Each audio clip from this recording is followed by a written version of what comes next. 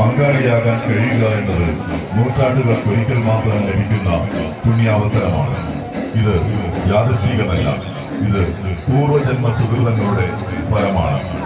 1912 ജനുവരി 22-ാം തീയതി ലോക പ്രതിഷ്ഠാപിതമായ മലയാള പൈനി എന്ന മഹത്നാമത്തിൽ അറിയപ്പെടുന്ന ശ്രീ ഗൗരീശ്വര ക്ഷേത്രം ഗുരുദേവന്റെ കൃപയാൽ കൈലാസവും പൈനിയും പോലെ ഭക്തഹൃദയങ്ങളിൽ ദൈവസാന്നിധ്യം അനുഭവിച്ചുകൊണ്ട് ഇന്നും അഭിമാനത്തോടെ നിലകൊണ്ടിരിക്കുന്നു.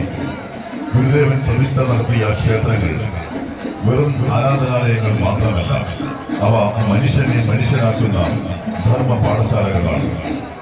ഒരു ജാതി, ഒരു മതം, ഒരു ദൈവം, മനുഷ്യന് എന്ന മഹാവാക്യം ഈ ക്ഷേത്രത്തിന്റെ ഓരോ ശിലയിലും, ഓരോ പ്രതിഷ്ഠ പദത്തിലും, ഓരോ പ്രാർത്ഥനയിലും നിശബ്ദമായി ഒഴുകിക്കൊണ്ടിരിക്കുന്നു. എന്നാൽ കാലത്തിന്റെ ഒഴുക്ക് എല്ലാറ്റിനെയും പോലെ ഈ ക്ഷേത്രത്തെയും സ്പർശിച്ചു. കാലം ഏൽപ്പിച്ച ജീർണതകൾ ഇന്ന് ഈ ക്ഷേത്രത്തെയും ബാധിച്ചിട്ടുണ്ട്. അതിനാൽ തന്നെ ഈ മഹാക്ഷേത്രം നവീകരണത്തിന്റെയും പുനരുദ്ധാരണത്തിന്റെയും ഒരു വിശുദ്ധ സൗഖ്യത്തിലേക്ക് കടന്നിരിക്കുകയാണ്. ക്ഷേത്ര പുനരുദ്ധാരണ കർമ്മം ഒരു നിർമ്മാണ പ്രവർത്തനം മാത്രമല്ല, അത് ആത്മീയ പുനരുജ്ജീവനമാണ്.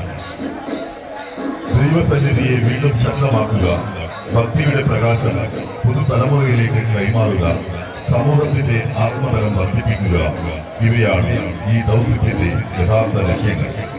ക്ഷേത്ര പുനരുദ്ധാരണത്തിൽ പങ്കാളികളാകുക എന്നത് മുൻജന്മ സുഹൃതമാണ്.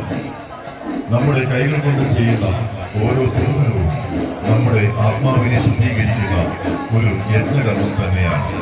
ക്ഷേത്ര പുനരുദ്ധാരണത്തിനായി സമർപ്പിക്കുന്ന ഓരോ തുളസീതവും, ഓരോ നേർച്ചയും, ഓരോ സംഭാവനയും, ഓരോ കൈത്താങ്ങും ഈശ്വര സന്നിധിയിൽ അർപ്പിക്കുന്ന പുഷ്പങ്ങൾ പോലെ ശാശ്വതമായ അനുഗ്രഹങ്ങൾ നൽകുന്നവയാണ്.